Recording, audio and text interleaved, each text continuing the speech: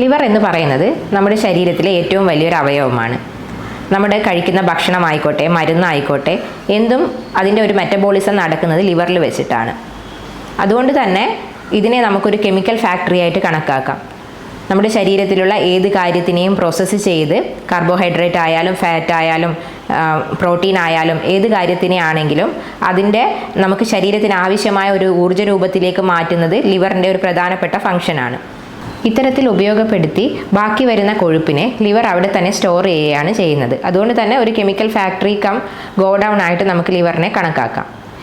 ഇതല്ലാതെ ലിവറിനുള്ളൊരു പ്രധാന ഫംഗ്ഷനാണ് ഒരു ഡീടോക്സിഫിക്കേഷൻ. അതായത് നമ്മുടെ ശരീരത്തിലെത്തുന്ന ഭക്ഷണത്തിൽ നിന്നായാലും അല്ലെ മരുന്നിൽ നിന്നായാലും അല്ലെ മദ്യം അതുപോലുള്ള ഏത് കാര്യത്തിൻ്റെയും ഒരു ഡീഗ്രഡേഷൻ നടക്കുന്നത് ലിവറിൽ വെച്ചിട്ടാണ്.